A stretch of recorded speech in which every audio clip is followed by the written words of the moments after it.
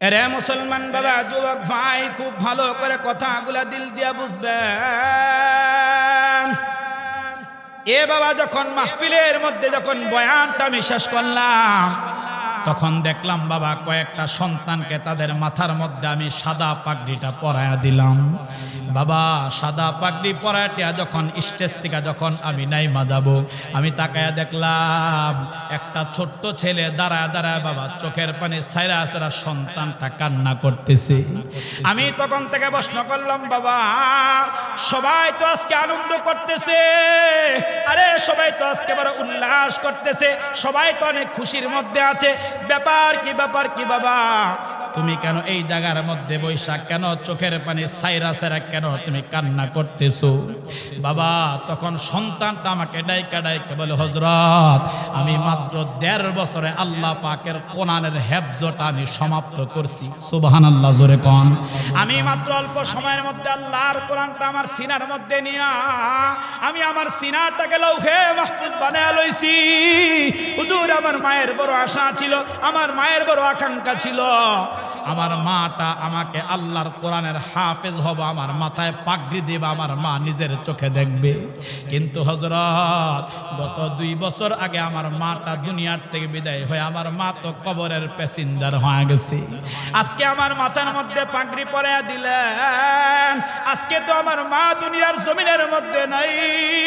আমার মা যদি আজকে দুনিয়ার জমিনের মধ্যে থাকতো, হযরত পাগড়ি পরায়া দিছেন, আমার মায় তো দেখলে বড় আনন্দে আত্মহারা আনন্দে বাগবাগ হয়ে যেত। ছেলেটা আমাকে ডাইকা ডাইকা বলে, হযরত আমার মা দুনিয়ার থেকে চলে গেছে, তার জন্য আমার কোনো দুঃখ নাই।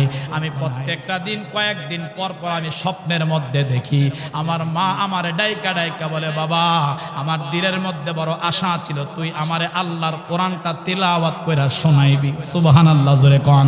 এরে বাবা, তুই আমাকে আল্লাহর কোরআনটা তিলাওয়াত কইরা শোনাইবি। আমি দুনিয়ার থেকে চলে গেছি, আমি আল্লাহর জিম্মাতে চলে গেলাম। এরে আমার বাবা, আমার সন্তান শোনা, আমার কবরের পাশে দাঁড়ায় দাঁড়ায় একটু আল্লাহর কালামটা তেলাওয়াত কইরো। এরে মুসলমান বাবা, এই জন্য আমরা আপনাদের হাতের মধ্যে আপনাদের পায়ের মধ্যে দৈরা দৈরা বলি, বাবা একটা সন্তানকে আল্লাহ পাকের কোরআনের হাফেজ বানায় নেন, একটা সন্তানকে বাবা আলেম বানায় নেন। এরে মুসলমান বাবা, কিয়ামতের ময়দানে আল্লাহর পয়গম্বর আলাইহির রহমা নবী আলাইহিস সালাতু ওয়াস সালাম আমাদেরকে জানায়া দিবেন, এরে মুসলমান বাবা হাদিসের মধ্যে আসছে যদি একটা সন্তান কোরআনের হাফেজ হয়, একটা সন্তান যদি বাবা কোরআনের আলেম হয়, আল্লাহর পয়গম্বর আলাইহিস সালাতু ওয়াস সালাম বলেন, ফাআহাল্লা হালালাহু ওয়া হারামা হারামা আদখালাহুল্লাহুল জান্নাহ ওয়া শাফাআহু ফি আশরাতিন মিন আহলি বাইতিহি কুল্লুহুম ক্বাদ ওয়াজাবাত লাহুন নার। এরে মুসলমান যুবক ভাই, এখনো যারা বিয়ে করো নাই নিয়ত করো, যারা বিয়ে করছো নিয়ত করো, সন্তান যাদের হয়েছে তারাও নিয়ত করো। একটা সন্তানকে যদি বাবা কোরআনের হাফেজ বানাও, একটা মেয়েকে যদি কোরআনের হাফেজা বানাও, যদি বাবা আহাল্লা হালালাহু কোরআনের হালালকে হালাল যাই না যদি আমল করে, কোরআনের হারামকে হারাম যাই না যদি তারা বর্জন করে, আমার মুসলমান বাবা ওই সন্তানটা তার বংশের, ওই সন্তানটা তার পরিবার, তার ফ্যামিলির, ওই কিয়ামতের ময়দানে বাবা এমন 10 জন মানুষ যাদের জন্য জাহান্নাম ওয়াজিব হয়ে গেছে, এমন 10 জন মানুষকে আল্লাহর সামনে থেকে সুপারিশ করে আল্লাহর বেহেশতের মালিক বানায়া দিবে। সুবহানাল্লাহ। হাই, তাহলে লাভটা কি? আমরা আমাদের তো এটা খেয়াল আসে না, আমাদের তো এটা চিন্তা আসে না যে আমার সন্তানকে কোরআন পড়াবো, আমার সন্তানকে আলেম বানাবো।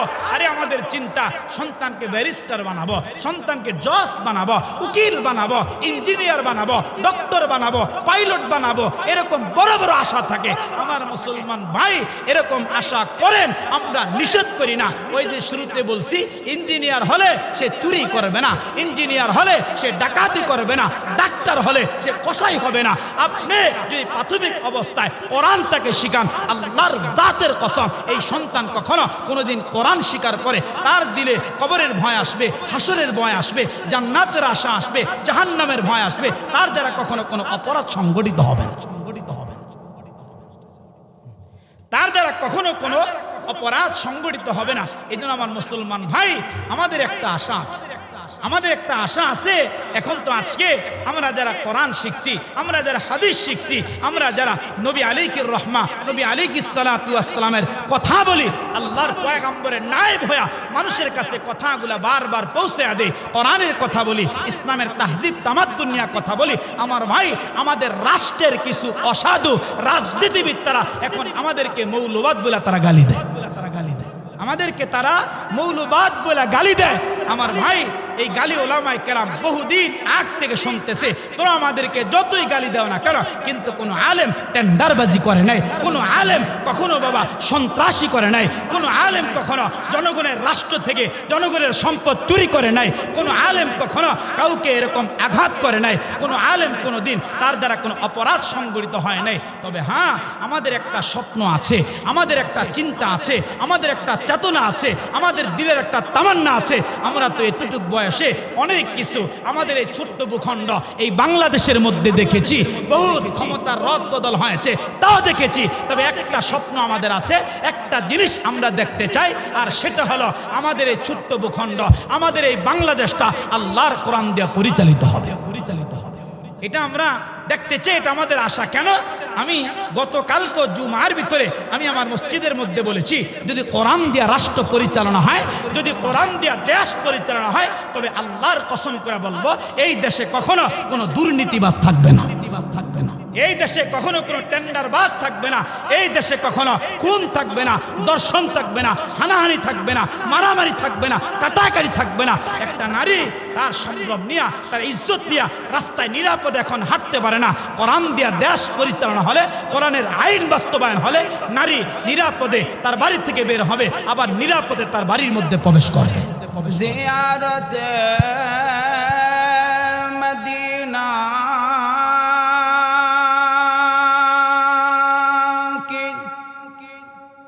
दिल में है तमन्ना,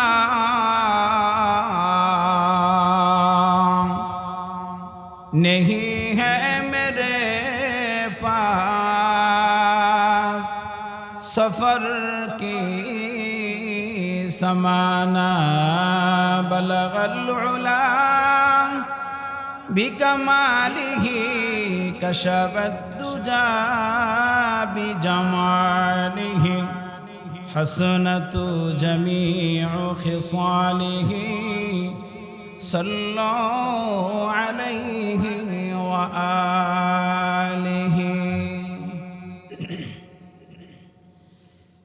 ऐ कौमे मुसलमान खबरदार खबरदार, ऐ कौमे मुसलमान खबरदार खबरदार, ये वक्त गफलत का है होशियार होशियार, ये वक्त गफलत का है होशियार होशियार। तू मर्द मुसलमान हो, तू मर्द मुसलमान, तू मर्द मुसलमान हो, तू मर्द मुसलमान। एक हाथ में तलवार, एक हाथ में कुरान, एक हाथ में तलवार, एक हाथ में कुरान। तलवार बकट हो के निकल मैदान आसीर, तलवार बकट हो के निकल मैदान आसीर। दुश्मन का मुकाबिल तो लगा नाराए तकबीर, दुश्मन का मुकाबिल तो लगा नाराए तकबीर। सुब्हानक ला इल्म लना इल्ला मा अल्लमतना, इन्नका अंतल अलीमुल हकीम।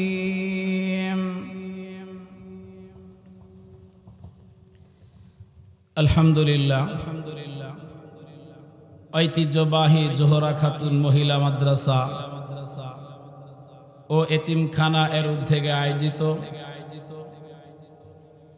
আজকের ঐতিহাসিক একদিন ব্যাপী ইসলামী মহাসম্মেলনের আমার অত্যন্ত সম্মানিত ও শ্রদ্ধাভাজন সুযোগ্য সভাপতি পীরে কামেল আল্লামা মুফতি মাহমুদুল হাসান কাসিমি দামাত বারাকাতুহুমুল আলিয়া বারাকাল্লাহু ফি হায়াতি। প্রত্যেকে বলুন আল্লাহুম্মা আমিন। আজকের মাহফিলের প্রধান আলোচক তাহরিকে খতমে নবুয়ত বাংলাদেশ এর সম্মানিত আমির মুনাজিরে মিল্লাত শাইখুল হাদিস ডক্টর সৈয়দ মোহাম্মদ ইনায়াতুল্লাহ আব্বাসী ওয়া সিদ্দিকী পীর সাহেব জौनपुरी দামাত বারাকাতুহুমুল আলিয়া। আল্লাহ তাআলা হুজুরের হায়াতের মধ্যে বারাকা দান করুক, সকলে বলেন আমিন। আজকের মাহফিলে উপস্থিত এ জাতির শ্রেষ্ঠ সন্তান, এ জাতির কর্ণধার, এ জাতির রাহবার হযরত বুজুর্গ উলামায়ে কেরাম, আমার সামনে অবস্থানরত মুরব্বী বাবারা, আমার কলিজার টুকরা যুবক ভাইয়েরা, পর্দার অন্তরালে অবস্থানরত সতী সাধবী, সর্বগুণে গুণান্বিতা, আমার মায়ের সমতুল্য, আমার বোনের সমতুল্য সম্মানিতা মা ও বোনেরা, মহান আল্লাহ রব্বুল ইজ্জাহ ওয়াল জালালের দরবারে অসংখ্য অগণিত শুকর ও সুজুদ যে মহান রব্বুল ইজ্জাহ ওয়াল জালাল আপনাকে আমাকে এই ফিতনার জমানায়, ফাসাদের জমানায় আল্লাহ তাআলা দুনিয়ার সমস্ত ঝামেলা থেকে হেফাজত করে, দুনিয়ার সমস্ত কাজকর্ম থেকে আপনাকে আমাকে বিরত করে, ফারেক করে আজকের একদিন ব্যাপী ঐতিহাসিক ওয়াজ ও দোয়ার মাহফিলের প্যান্ডেলের ভিতরে সামিয়ানার নিচে আল্লাহ তাআলা আশার এবং বসার আমার মতো অযোগ্যকে আপনাদের সামনে কিছু কথা বলার মতো তৌফিক যে মালিক দান করলেন, এই জন্য সেই মহান রব্বুল আলামিনের দরবারে আমরা প্রত্যেকেই দিল থেকে মুখ ভরে এবং বুক ভরে সেই মালিকের দরবারে কালিমাতুশ শুকর আদায়ার্থে জবান খুলে প্রত্যেকে পড়ি আলহামদুলিল্লাহ। লক্ষ কোটি দারুদ ও সালাম আল্লাহর সৃষ্টির প্রধান আকর্ষণ, বিশ্ব সভার সভাপতি, বিশ্ব মানবতার মুক্তির দিশারি, সাইয়্যিদুল মুরসালিন, ইমামুল মুরসালিন, রাহমাতাল লিল আলামিন, খাতামান নবিয়্যিন, নবী মুহাম্মদুর রাসূলুল্লাহ সাল্লাল্লাহু আলাইহি ওয়াসাল্লামের উপর। সম্মানিত উপস্থিতি, আমি আপনাদের সামনে লম্বা চূড়া কোনো ভূমিকা দিয়ে আপনাদের দেওয়া মূল্যবান সময় নষ্ট করব না। এই জন্য একেবারে ভূমিকা ছাড়া আমি আপনাদের সামনে জ্ঞান, বিজ্ঞান, দর্শন, সাহিত্যের অমর রত্ন ভাণ্ডার পবিত্র মহাগ্রন্থ আল কোরআনুল কারীমের একেবারে শুরু থেকে কোরআনুল কারীমের অত্যন্ত পরিচিত সর্ববৃহৎ মশহুর সূরা, যেই সূরাটির নাম সূরাতুল বাকারা। আমি এই সূরাতুল বাকারার শুরু থেকে কয়েকটি আয়াতে কারিমা তিলাওয়াত করেছি। নবী আলাইহিস সালাতু ওয়াস সালামের অসংখ্য অগণিত হাদিস থেকে ছোট্ট একটি হাদিসে মুবারাকা তিলাওয়াত করেছি। মহান আল্লাহ রাব্বুল জালাল চায় তো এই আয়াতে কারিমা এবং হাদিসে মুবারাকাকে সামনে রেখে নির্ধারিত সময়ে নির্ধারিত বিষয়ের উপরে তাফসীরি হাইসিয়তে আল্লাহ তাআলা আমাকে কিছু আমলের কথা মুযাকারা করা, আর কথাগুলো আমাদের সকলকে আল্লাহ শেষ পর্যন্ত বসে আমলের নিয়তে শ্রবণ করার তৌফিক দান করুক, সকলে বলেন আমিন। আমি যে আয়াতে কারিমা তিলাওয়াত করেছি, এই আয়াতে কারিমা আমাদের প্রত্যেকের সামনে অত্যন্ত মশহুর পরিচিত আয়াত। এই আয়াতে কারিমা মহান রব্বে কারিম আল্লাহ কোরআনুল কারীমের শুরুতে আল্লাহ পাক কেন নাজিল করলেন? আল্লাহর হাবিব জনাবে মুহাম্মদুর রাসূলুল্লাহ সাল্লাল্লাহু আলাইহি হিজরত করে রাসূলুল্লাহ যখন মদিনায় গেলেন, তখন মদিনার ইসলামী দাওয়াতের আমলের পরে মক্কা এবং মদিনার সমস্ত জায়গা মিলাইয়া ওই সময় মক্কা এবং মদিনার মধ্যে মানুষের অবস্থা ছিল 3 ধরনের। বলেন তো কয় ধরনের? 3 ধরনের, 3 প্রকার মানুষ ছিলেন। 1 নাম্বার, প্রথম প্রকার মানুষ হলেন যারা পরিপূর্ণ মুমিন, যারা পরিপূর্ণ মুত্তাকি ঈমানওয়ালা, এর মধ্যে কোনো বিন্দু পরিমাণ জাররা পরিমাণ কোনো সন্দেহ নাই। তারা কারা? তারা হযরত সাহাবায়ে কেরাম রিদওয়ানুল্লাহি তাআলা আলাইহিম আজমাইন। দ্বিতীয় প্রকার মানুষ হলেন যারা পরিপূর্ণ কাফের, এর মধ্যে কোনো সন্দেহ নাই। তৃতীয় প্রকার মানুষ হলেন বাইন বাইন মাঝামাঝি, অর্থাৎ তারা হলেন মুনাফিক। এই 3 প্রকার মানুষের আলোচনা মহান রব্বে কারীম আল্লাহ কোরআনুল কারীমের একেবারে শুরুতে আল্লাহ পাক সূরা আল বাকারার মধ্যে দান করলেন। 1 নম্বরে পরিপূর্ণ মুমিন, 2 নম্বরে পরিপূর্ণ কাফের, 3 নম্বর যেই জাতি, যেই গোষ্ঠী, যেই মানুষ, যেই প্রকার আসলে তারা মুসলমান, কিন্তু আসলে তারা মুসলমান, তারা প্রকাশ করে ইসলাম, কিন্তু আসলে তারা কাফের। লা ইলাহা ইল্লা ওয়ালা ইলাহা ইল্লা, অর্থাৎ যখন যেই দিকে যায় তখন ওই তালেই তারা চলে, যখন যেই দিকে বৃষ্টি আসে ওই দিকেই তারা ছাতা ধরে। এখন আমি আপনাদের কাছে একটা কথা জানতে চাই, কুমিল্লার মানুষ আপনারা আওয়াজ করে বলেন তো, এরকম 2 রুখা, এরকম 2 মুখা, এরকম সুবিধাবাদী কিছু মানুষ আমাদের এই ছোট্ট ভূখণ্ড, আমাদের এই বাংলার জমিনের ভিতরে এরকম মুনাফিক মার্কা মানুষ আছে না নাই? মহান রব্বে কারীম আল্লাহ কোরআনুল কারীমের শুরুতে আল্লাহ কেন এই 3 প্রকার মানুষের আলোচনা আল্লাহ কেন করলেন? এই 3 শ্রেণীর মানুষের আলোচনা আল্লাহ পাক কেন করলেন, তার কারণটা কি? মহান রব্বে কারীম আল্লাহ বলেন, হে পৃথিবীর মানুষ শোনো, কিয়ামত পর্যন্ত এই পৃথিবীর জমিনের মধ্যে মানুষ আসবে। আমি আল্লাহ পাক কিয়ামত পর্যন্ত মানুষ পৃথিবীতে পাঠাবো।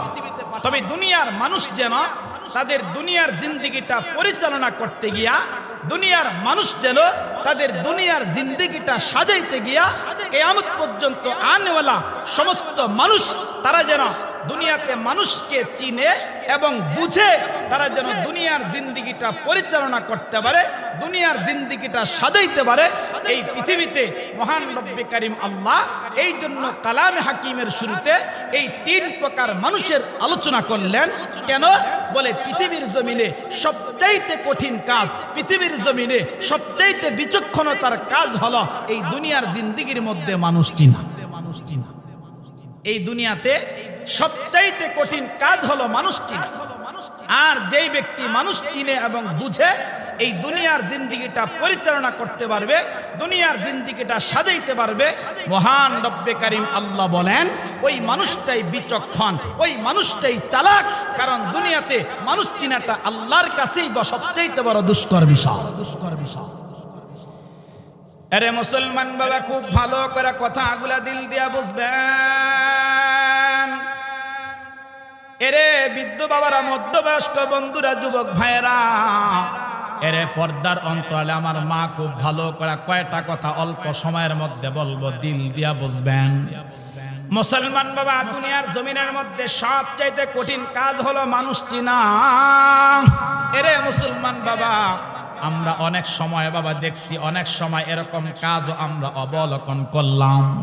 এই দুনিয়ার জমিনের মধ্যে বাবা মানুষ একসাথে 20টা বছর বসবাস করে, একসাথে মানুষ এরকম 30 বছর 40 বছর ওঠা বসা লেনদেন মুআমালাত মুআশারাত করে।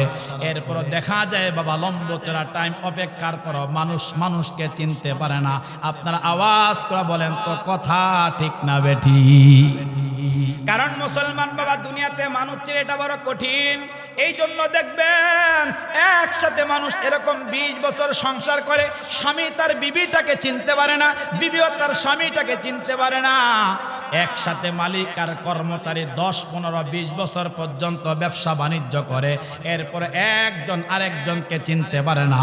মহান রব্বে কারিম আল্লাহ ডাইকা ডাইকা কয় গোলাম, এই জন্য আমি মহান রব্বে কারিম আমি আল্লাহ আমার কালামের শুরুতে একেবারে শুরু লগ্ন দিয়া আমি আল্লাহ পাক 1 নম্বরে মুত্তাকির আলোচনা করলাম, আমি আল্লাহ 1 নম্বরে মুমিনের আলোচনা করলাম, আমি আল্লাহ 1 নম্বর ঈমানওয়ালার আলোচনা করলাম, 2 নম্বরে আমি আল্লাহ কাফিরের আলোচনা করলাম, 3 নম্বরে আমি আল্লাহ মুনাফিকের আলোচনা করলাম। কেন? তামাম পৃথিবীর জমিনের মধ্যে আমি আল্লাহ কিয়ামত পর্যন্ত মানুষ পাঠাইব, আমার বান্দাগুলা দুনিয়ার জমিনে যাওয়ার পরে তারা যেন মানুষকে চিনে এবং বুঝে যেন দুনিয়া সাজাইতে পারে। এটাই আল্লাহর মূল মাকসাদ, এটাই মহান রব্বে কারিম আল্লাহ এই পরিচয় আমাদেরকে জানায় দিছে। শোনো, কোন মানুষটা দুনিয়াতে বাটপার হবে, কোন মানুষটা দুনিয়াতে সিটার হবে, কোন মানুষটা দুনিয়াতে চোর হবে, কে ডাকাত হবে, আমি আল্লাহ পরিচয় জানায় দিছি। কে প্রকৃত ঈমানওয়ালা হবে, আর কে প্রকৃত মুমিন হবে, আর কে প্রকৃত কাফের হবে, কে প্রকৃত মুনাফিক হবে। বান্দা এটা চিনে এবং এটা বুঝে তারপরে বান্দা তুমি দুনিয়ার জীবনটা সাজাইবা, তাহলে বান্দা তুমি দুনিয়াতে ধোকায় পড়বা না। আল্লাহ আমাদেরকে এটা জানায় দিচ্ছে। তবে এই 3 শ্রেণীর মানুষের মধ্যে, এই 3 প্রকার মানুষের মধ্যে সবচেয়ে মারাত্মক যেই জাতি, সবচেয়ে মারাত্মক যেই গোষ্ঠী, আমার ভাই কোরআনুল কারীমের মধ্যে আসছে, আমাদের নবীজি হাদিসের মধ্যে বলছে এই মারাত্মক জাতি আর মারাত্মক যেই গোষ্ঠী সেটার নাম হলো মুনাফিক। বলেন সেটার নাম কি?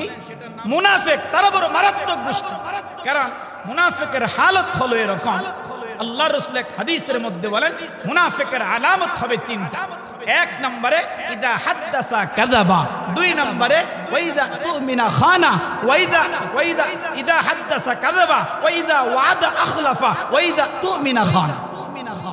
দেখবেন যারা মুনাফিক হবে, সামনে তো নির্বাচন আসবে, এখন কত রঙের কত মুনাফিক তৈরি হবে, কত রঙের কত মুনাফিক এখন বের হবে।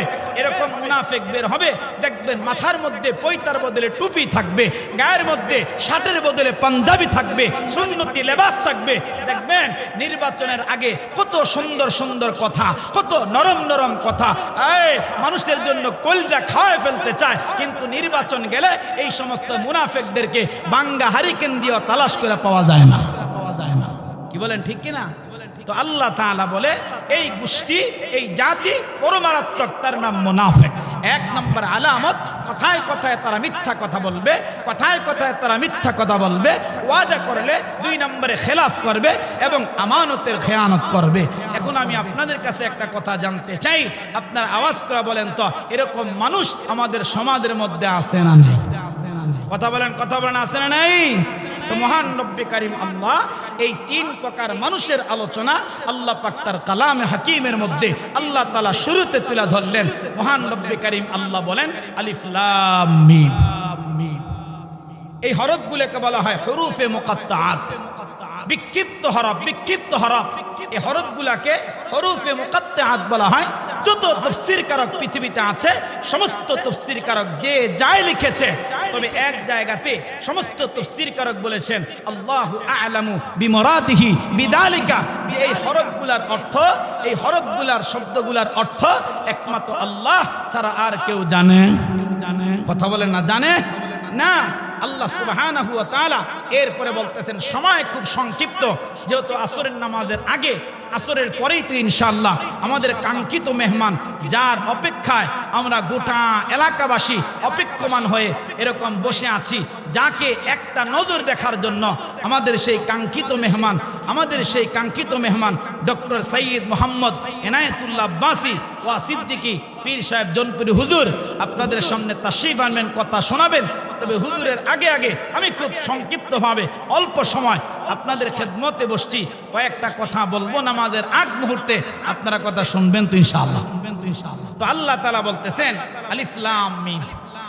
আল্লাহ তাআলা এরপরে বলতেছেন জালিকাল কিতাব, এটা এমন একটা কিতাব লা রাইবা ফি, যে কিতাবের ভিতরে যাররা পরিমাণ, বিন্দু পরিমাণ কোনো সন্দেহ তো দূরের কথা, যে কিতাবের ভিতরে সন্দেহের লেশ মাত্র নাই। আওয়াজ করে বলেন তো এই কিতাবের নাম কি? আল কোরআন। আরে মুসলমান বাবা, যুবক ভাই, খুব ভালো করে কথাগুলা দিল দিয়া বুঝবেন। এ বাবা, মহান রব্বে কারীম আল্লাহ পাক ডাইকা ডাইকা বলেন জালিকাল কিতাব। এরে মুসলমান বাবা, এটা এমন একটা কিতাব, আল্লাহ পাক শুরুতেই বাবা তার কিতাবের পরিচয়টা আল্লাহ পাক তুলে ধরতেছেন। মহান রব্বে কারীম আল্লাহ আমাকে আপনাকে এত সুন্দর একটা কিতাব দিলেন, তাম দুনিয়াবাসী কিয়ামত পর্যন্ত যারা আসবে, এরে মুসলমান বাবা, আল্লাহ পাক এমন একটা ঐশীগ্রন্থ, এমন একটা মহাগ্রন্থ আল্লাহ পাক আপনাকে আমাকে দান করলেন। বাবা, আল্লাহ পাক ডাইকা ডাইকা বলতেছেন জালিকাল কিতাব। আমার কিতাবের মধ্যে সন্দেহ তো দূরের কথা, আমার কিতাবের মধ্যে যাররা পরিমাণ সন্দেহের অবকাশ পর্যন্ত আমি আল্লাহ পাক রাখি নাই। এখন আপনাদের কাছে একটা কথা জানতে চাই বাবা, আপনারা আওয়াজ করে বলেন তো, যেই কিতাবের মধ্যে ভুল তো দূরের কথা, যেই কিতাবের মধ্যে সন্দেহ তো দূরের কথা, এখন আপনারা আওয়াজ করে বলেন তো বাবা, এই কিতাবটা দামি না কম দামি? মুসলমান বাবা, কিতাবটা কেমন দামি, তার দাম যদি আমি আপনাদেরকে বুঝাইতে যাই, এই কিতাবের মাকাম যদি আমি আপনাদেরকে বুঝাইতে যাই, আরে কুমিল্লা এলাকার মানুষ খুব ভালো করে কথা বুঝবেন। এই কিতাবের দাম বুঝাইতে গেলে বাবা কথা তো আমাদেরকে লম্বা করা লাগে। মহান রব্বে কারীম আল্লাহ পাক শুরুতেই তার কিতাবের পরিচয়টা তুলে ধরলেন, তার মধ্যে ভুল নাই, তার মধ্যে কোনো সন্দেহ নাই, সন্দেহের কোনো অবকাশ পর্যন্ত নাই। আমি আপনি দেখছি বাবা, এই তামাম পৃথিবীর ভিতরে, তামাম দুনিয়ার ভিতরে যতগুলা রাষ্ট্র আছে, যতগুলা দেশ আছে, এরে মুসলমান বাবা, সমস্ত রাষ্ট্রগুলা বাদ দিয়া যদি আমাদের ছোট্ট ভূখণ্ড বাংলার জমিনের কথা বলি, আপনারা দেখবেন বাবা, আমাদের বাংলাদেশের ভিতরে অনেক লেখক হাজার হাজার বইকে রচনা করেছেন, হাজার হাজার কিতাবকে লিখেছেন, হাজার হাজার কিতাবকে এরকম দুনিয়ার জমিনে বাইন্ডিং করে তারা বাজারজাত করেছেন। এরে মুসলমান, যে যত কিতাবগুলো লিখেছেন, যে যত কিতাবগুলো আবিষ্কার করেছেন, যে যত কিতাবগুলো রচনা করেছেন, এরে মুসলমান বাবা, আপনারা দেখবেন লেখক তার কিতাবটা লেখার পরে একেবারে শুরুতে অথবা একেবারে শেষেই একটা শব্দ ব্যবহার করেছেন, একটা বাক্য ব্যবহার করেছেন। দেখবেন লেখক লেখা দিয়েছে, আমার কিতাবের মধ্যে ভুল থাকতে পারে, আমার বইয়ের মধ্যে ভুল থাকতে পারে, আমার বইটা তেলাওয়াত করতে গিয়ে যদি কোনো ভুল যদি ধরা পড়া যায়, কোনো ভুল যদি বের হওয়া যায়, তাহলে অনুগ্রহপূর্বক আমাকে জানাইতে আপনারা আগ্রহ দেখাইবেন, আমাকে জানানোর জন্য চেষ্টা করবেন। আমি পরবর্তী সংস্করণ এটা এরকম ভাবে সমাধান করে দিব, ওই ভুলটাকে সংস্করণ করে দিব। আমার মুসলমান বাবা, যেই কিতাব আল্লাহ পাক রব্বুল আলামিন নাজিল করলেন, যেই কিতাবটা মহান রব্বে কারীম আল্লাহ আমার আপনার পয়গম্বর মুহাম্মদুর রাসূলুল্লাহর উপরে আল্লাহ 23 বছর কোরআনটা নাজিল করলেন, এরে মুসলমান বাবা, এই কোরআনের মধ্যে ভুল তো দূরের কথা, এই কোরআনের মধ্যে সন্দেহ তো দূরের কথা, আল্লাহ পাক কোরআনের মধ্যে সন্দেহের অবকাশ পর্যন্ত রাখে নাই। আল্লাহু আকবার। মুসলমান বাবা, তাহলে এমন দামি একটা কিতাব রব্বে কারীম আল্লাহ আমাকে আপনাকে দান করেছেন। মুসলমান, এমন একটা দামি কিতাব আল্লাহ পাক রব্বুল আলামিন আমাকে আপনাকে দান করেছেন। এখন আমি আপনাদের কাছে একটা কথা জানতে চাই, আপনারা আওয়াজ করে বলেন তো বাবা, তাহলে এই কিতাবটা আমাদের প্রত্যেকের জানা এবং বোঝা, তেলাওয়াত করা এবং শোনা বলেন তো দরকার আছে না না? এই কিতাব তাহলে আমাদের তিলাওয়াতও দরকার, আমাদের পড়াও দরকার, আমাদের বোঝাও দরকার। এই কিতাবের প্রত্যেকটা আইন, এই কিতাবের মধ্যে মহান রব্বে কারীম আল্লাহ যা বয়ান করেছেন, এই কিতাবের মধ্যে যত হুকুম আহকাম দিয়েছেন, আপনারা আওয়াজ করে বলেন তো, তাহলে এই কিতাবের প্রত্যেকটা হুকুম আহকাম, এই কিতাবের তিলাওয়াত, এই কিতাবের তিলাওয়াত শ্রবণ, এই কিতাবটা বোঝা, এই কিতাবটা মানা, আপনারা আওয়াজ করে বলেন তো, আমাদের প্রত্যেকের দরকার আছে না নাই? আমাকে এই বিষয়ে একটু কথা বলতে বলা হয়েছে, এই জন্য আমি এই আয়াতে কারিমাটা আপনাদের সামনে নিলাম। কেন? আজকে যেই জায়গায় প্রোগ্রাম হচ্ছে, যেই মাদ্রাসার উদ্দেশ্যে, জোহরা খাতুন মহিলা মাদ্রাসা ও এতিমখানা, আমার ভাই শুধু কোরআন যে আমরা এরকম মুজাক্কার পুরুষেরা বুঝবো এরকম নয়, কোরআন যে শুধু বৃদ্ধরা বুঝবে এরকম নয়, কোরআন যে মধ্যবয়স্করা বুঝবে এরকম নয়, কোরআন যে যুবকেরা বুঝবে এরকম নয়, কোরআন যে শিশুরা বুঝবে এরকম নয়। আল্লাহর যতগুলা বান্দা আছে, আল্লাহর যতগুলা বান্দি আছে, আল্লাহর রাসূলের যতগুলা উম্মত আছে, আমাদের প্রত্যেকের আল্লাহর কোরআন পড়া, আল্লাহর কোরআন শোনা, আল্লাহর কোরআন বোঝা, আল্লাহর কোরআন মানা আমাদের প্রত্যেকের দরকার আছে না নাই? আমাদের প্রত্যেকের দরকার। আমার ভাই অনেক যুবক ভাই আছে, অনেক যুবক ভাই আছে যারা কোরআন নিজে পড়তে পারে না, আরেকজন পড়বে তাও ভালো মনে করে না। অনেক যুবক আছে, অনেক মধ্যবয়স্ক আছে, অনেক বৃদ্ধ বাবা আছে যে কোরআনটা শিখার আগ্রহটা আমাদের দিলের মধ্যে বর্তমানে নাই বললেই চলে, নাই বললেই চলে। এই জন্য কিয়ামতের আদালতে আমার ভাই হাদিসের মধ্যে আসছে রাসূলুল্লাহ সাল্লাল্লাহু আলাইহি ওয়াসাল্লাম বলে যে কিয়ামতের ময়দানে অনেক বাবা মার বিরুদ্ধে, অনেক বাবা মার বিরুদ্ধে অনেক সন্তান আল্লাহর সামনে দাঁড়ায়া মামলা দায়ের করবে, আল্লাহর সামনে দাঁড়ায়া মামলা দায়ের করবে যে আল্লাহ আমার বাবা দুনিয়া থাকা অবস্থায় কোরআন শিখায় নাই, আমার বাবা দুনিয়া থাকা অবস্থায় নামাজ শিখায় নাই, আল্লাহ আপনার হুকুম শিখায় নাই, আপনার রাসূলের তরিকা শিখায় নাই, আল্লাহর কাছে মামলা দায়ের করবে। আমার ভাই যেই সন্তানের জন্য আজকে এত পাগল, যেই সন্তানের জন্য আজকে এত দেওয়ানা, যেই সন্তানকে খাওয়ানোর জন্য, যেই সন্তানকে ভালো পোশাকের জন্য, যেই সন্তানকে শিক্ষিত বানানোর জন্য আমি আপনি পাগল, হাদিসে আসছে যে কিয়ামতের ময়দানে ওই সন্তানটাই আল্লাহর বিরুদ্ধে আমার আপনার ব্যাপারে মামলা দায়ের করে। আরে মুসলমান বাবা, যুবক ভাই খুব ভালো করে কথাগুলা বুঝবেন। এরে পর্দার অন্তরালে আমার মা, আমার বোন, খুব ভালো করে কথাগুলো কিন্তু আপনারাও দিলের কান লাগায়া বুঝবেন। মুসলমান বাবা, এই জন্য আমাদের প্রত্যেকের সন্তানটাকে আল্লাহ তাআলার কোরআনের সাথে সম্পর্কটা আমাদের প্রত্যেকের জুড়া দেওয়া দরকার। মুসলমান বাবা, সন্তানকে এই জন্য বাবা কোরআনের তালিম দেওয়া দরকার। এই জন্য মুসলমান বাবা, আমাদের প্রত্যেকের সন্তানটাকে আপনারা ডাক্তার বানান, আমরা হুজুরেরা কখনো নিষেধ করি না। আপনারা ইঞ্জিনিয়ার বানান, তাও আমরা নিষেধ করি না। আপনারা ডক্টর বানান, তাও আমরা নিষেধ করি না। আপনার সন্তানকে জজ বানান, উকিল বানান, ব্যারিস্টার বানান, তাও আমরা নিষেধ করি না। কিন্তু আমরা এই কথা আপনাদেরকে বলি, আপনার সন্তানকে আপনি প্রাথমিক অবস্থায় কোরআনটা শিখান, আপনার সন্তানকে কোরআনের হালালকে হালালটাকে শিখান, আপনার সন্তানটাকে হারাম কোনটা এটাও শিখায় দেন। এরে মুসলমান বাবা, তখন যদি আপনার সন্তানটা যদি ইঞ্জিনিয়ার হয়, আপনার সন্তানটা যদি ইঞ্জিনিয়ারের মতো মাকাম অর্জন করে, এই কথা আমরা হলফ করে বলতে পারবো। আপনার সন্তান ইঞ্জিনিয়ার হওয়ার পর যার সিনার মধ্যে কোরআনটা থাকবে, ওই সন্তান কখনো বাবা কাজ করতে গিয়ে রডের বদলে বাঁশ দিবে না, কথা কয় না। যদি বাবা কোরআনটা দেখি শিখায় দেন, তার মধ্যে এলেমটা থাকবে, আরে আমাকে তো আমার রব, আমার আল্লাহর সামনে কিয়ামতে দাঁড়ানো লাগবে, আমাকে তো আমার মালিকের সামনে দাঁড়ানো লাগবে। এরে মুসলমান বাবা, তার দিলের মধ্যে একটা ভয় পয়দা হয়ে যাবে, তার দিলের মধ্যে গুনাহ করতে গেলে একটা চিন্তা তার দিলের মধ্যে আসবে। আপনার সন্তানকে যদি ডাক্তার বানান, এর আগে যদি আপনার সন্তানের সিনার মধ্যে কোরআনটা ঢুকায়া দেন, আমরা হলফ করে বলতে পারবো বাবা সে ডাক্তার হয়ে জনগণের খেদমত করবে, সে কখনো কসাইয়ের মতো গলা কাইটা জনগণের থেকে টাকা নিবে না। এজন্য এটা আমরা বলি যে কোরআন প্রাথমিক অবস্থা শিখা। মুসলমান বাবা, যদি কোরআনটা আমি আপনার আমার সন্তানটাকে শিখাই, এরে বাবা যেরকম আপনার ছেলে সন্তানকে যেরকম শিখাইবেন, আপনার কন্যাটাকে এরকম ভাবে কোরআনটা শিখাইবেন। এরে মুসলমান বাবা, আমার একটা কথা বারবার কেন জানি জেহানের মধ্যে ঘুরতেছে। আমি গত 3 বছর আগে একটা মাহফিলে গিয়েছিলাম নেত্রকোনা পিজহাতি এলাকার মধ্যে। আমি একটা মাদ্রাসার মধ্যে আখিরি বয়ান করেছি।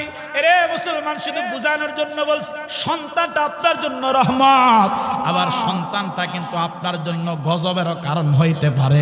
এই জন্য বাবা, আমরা সবাই কিন্তু এটা চাই আমার সন্তানটা কোরআনওয়ালা হোক, আমরা সবাই এটা চাই আমার সন্তান কোরআনের আলেম হোক, আমার সন্তান রাসূলুল্লাহর হাদিসের আলেম হোক। আমরা সবাই এটা কিন্তু পছন্দ করি, সবাই কিন্তু এটা চাই যে আমি মরে গেলে আমার সন্তানটা আমার কবরের পাশে দাঁড়ায় দাঁড়ায় আল্লাহর কোরআন তেলাওয়াত করুক। এটা আমরা সবাই চাই যে আমার সন্তান আমার কবরের পাশে দাঁড়ায়া এরকম কোরআন তিলাওয়াত করুক, আমার সন্তান এটা করুক। বলে এটা আমরা সবাই চাই কি চাই না?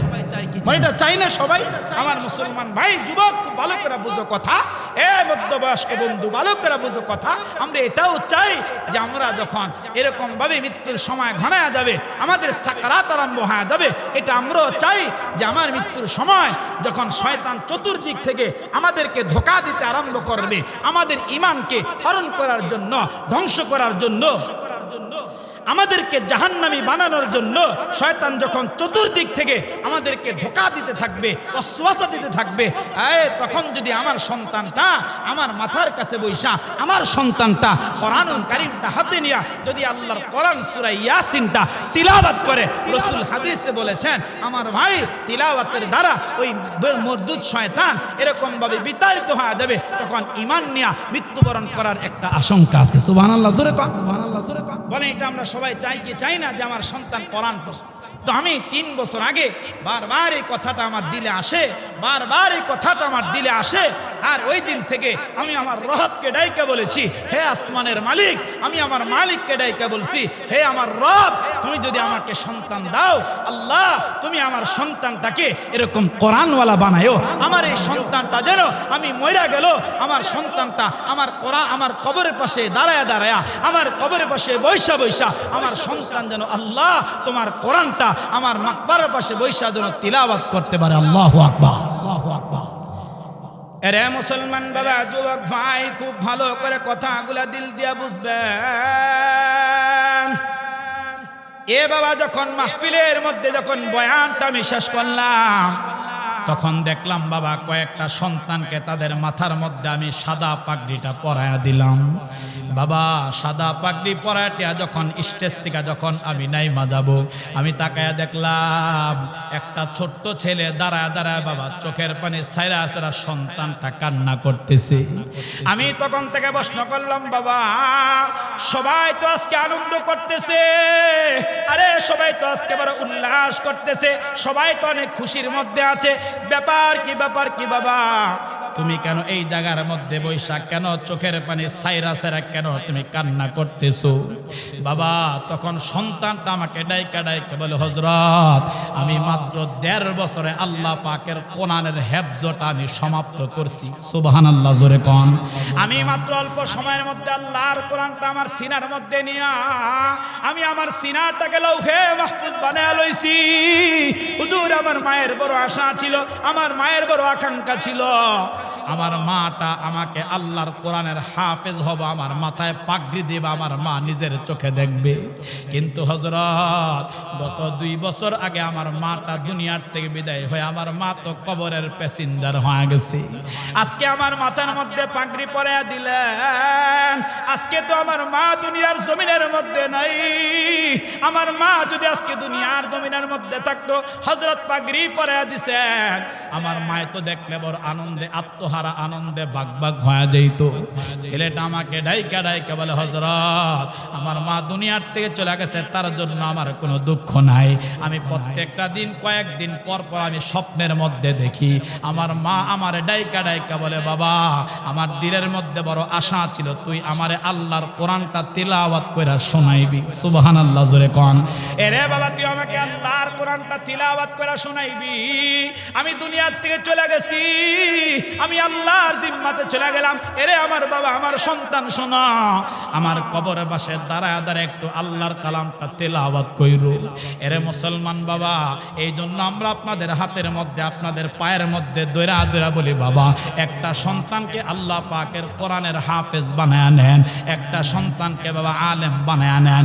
এরে মুসলমান বাবা, কিয়ামতের ময়দানে আল্লাহর পয়গম্বর আলাইহির রহমাহ নবী আলাইহিস সালাতু ওয়াস সালাম আমাদেরকে জানায়া দিবেন, এরে মুসলমান বাবা হাদিসের মধ্যে আসছে যদি একটা সন্তান কোরআনের হাফেজ হয়, একটা সন্তান যদি বাবা কোরআনের আলেম হয়, আল্লাহর পয়গম্বর আলাইহিস সালাতু ওয়াস সালাম বলেন, ফাআহাল্লা হালালাহু ওয়া হাররামা হারামা আদখালাহুল্লাহুল জান্নাহ ওয়া শাফাআহু ফি আশরাতিন মিন আহলি বাইতিহি কুল্লুহুম ক্বাদ ওয়াজাবাত লাহুন নার। এরে মুসলমান যুবক ভাই, ভাই এখনো যারা বিয়ে করো নাই নিয়ত করো, যারা বিয়ে করছো নিয়ত করো, সন্তান যাদের হইছে তারাও নিয়ত করো। একটা সন্তানকে যদি বাবা কোরআনের হাফেজ বানাও, একটা মেয়েকে যদি কোরআনের হাফেজা বানাও, যদি বাবা আহাল্লা হালালাহু কোরআনের হালালকে হালাল যাই না যদি আমল করে, কোরআনের হারামকে হারাম যাই না যদি তারা বর্জন করে, আমার মুসলমান বাবা ওই সন্তানটা তার বংশের, ওই সন্তানটা তার পরিবার, তার ফ্যামিলির, ওই কিয়ামতের ময়দানে বাবা এমন 10 জন মানুষ যাদের জন্য জাহান্নাম ওয়াজিব হয়ে গেছে, এমন 10 জন মানুষকে আল্লাহর সামনে থেকে সুপারিশ করে আল্লাহর বেহেশতের মালিক বানায়া দিবে। সুবহানাল্লাহ। হায় তাহলে লাভটা কি? আমরা আমাদের তো এটা খেয়াল আসে না, আমাদের তো এটা চিন্তা আসে না যে আমার সন্তানকে কোরআন পড়াবো, আমার সন্তানকে আলেম বানাবো। আরে আমাদের চিন্তা সন্তানকে ব্যারিস্টার বানাবো, সন্তানকে জজ বানাবো, উকিল বানাবো, ইঞ্জিনিয়ার বানাবো, ডক্টর বানাবো, পাইলট বানাবো, এরকম বড় বড় আশা থাকে। আমার মুসলমান ভাই এরকম আশা করেন, আমরা নিষেধ করি না। ওই যে শুরুতে বলছি ইঞ্জিনিয়ার হলে সে চুরি করবে না, ইঞ্জিনিয়ার হলে সে ডাকাতি করবে না, ডাক্তার হলে সে কসাই হবে না।